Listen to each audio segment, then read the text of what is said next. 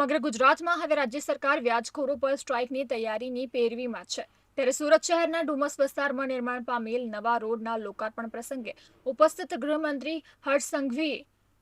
ગાંધીધામ પોલીસે વ્યાજખોરો વિરુદ્ધ કરેલી કાર્યવાહીનો ઉલ્લેખ કરતા જણાવ્યું હતું કે મુખ્યમંત્રી ભૂપેન્દ્ર પટેલના માર્ગદર્શન હેઠળ ગુજરાત સરકારે દેશના ઇતિહાસમાં પ્રથમવાર વ્યાજખોરો સામે સૌથી મોટું સ્ટ્રાઇક ઓપરેશન હાથ ધર્યું છે. અત્યાર સુધીમાં હજારો લોકો જે પોતાનું સોનું, ઘર કે માતાના મંગળસૂત્ર જેવી કિંમતી વસ્તુઓ ગીરવે રાખી દેવા મજબૂર બન્યા હતા, આવા નાગરિકોને ન્યાય મળ્યો છે અને તેમની મિલકત પાછી અપાવવા માટે રાજ્ય સરકારે મક્કમ પગલાં લીધા છે. દેશના ઇતિહાસમાં પહેલીવાર એવું થયું હશે કે વ્યાજખોરો વિરુદ્ધ ગુનો દાખલ થાય, ગુના પછી ગુજસીટો કરવામાં આવે, સાથે સાથે વ્યાજથી બનાવેલી પ્રોપર્ટી જપ્ત કરવામાં આવે અને આ જપ્ત કરાયેલી પ્રોપર્ટીની આવનારા દિવસોમાં હરાજી બોલાવીને રાજ્યના નાગરિકોના હિતમાં તે રૂપિયા વપરાય તે માટેની વ્યવસ્થા કરવામાં આવે છે. વધુમાં તેઓએ જણાવ્યું હતું કે કોઈ પણ યોગ્ય કારણ વગર હથિયાર લાયસન્સ મેળવી માત્ર પ્રભાવ બતાવવા માટે કે સોશિયલ મીડિયા પર રીલ્સ અને વિડીયો બનાવવા વટ પાડવા તેનો ઉપયોગ કરતા હોય તેવા લોકોના લાયસન્સ રદ કરવાની કાર્યવાહી પણ રાજ્યભરમાં શરૂ કરવામાં આવી છે.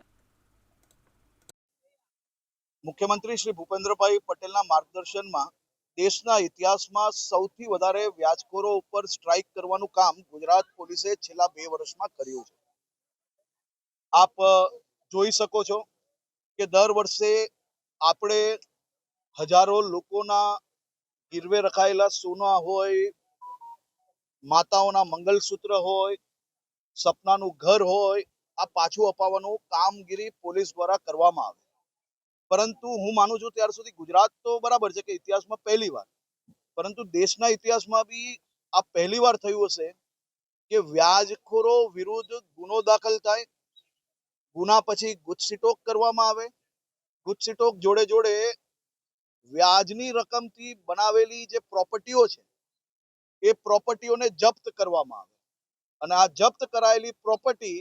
એ આવનારા દિવસોમાં એની હરાજી બોલાવીને રાજ્યના નાગરિકોના હિતમાં એ રૂપિયા વપરાય તે માટેની વ્યવસ્થા કરવામાં આવે. આ દેશના ઇતિહાસમાં પહેલી ઘટના હશે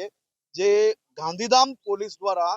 આ કેસ દાખલ કરવામાં આવ્યો છે. હું ગાંધીધામ પોલીસને ખૂબ ખૂબ અભિનંદન આપું છું. આ જ પ્રકારે વ્યાજખોરો વિરુદ્ધ આ પ્રક્રિયા ચાલુ છે અને આવનારા દિવસોમાં બી આ પ્રક્રિયા વધુ ઝડપથી ચાલશે. આજે જ આપ જોઈ શકો છો કે સુરતમાં અનેક લોકો પર વ્યાજખોરો વિરુદ્ધ કેસ તો દાખલ કરવામાં આવ્યા છે,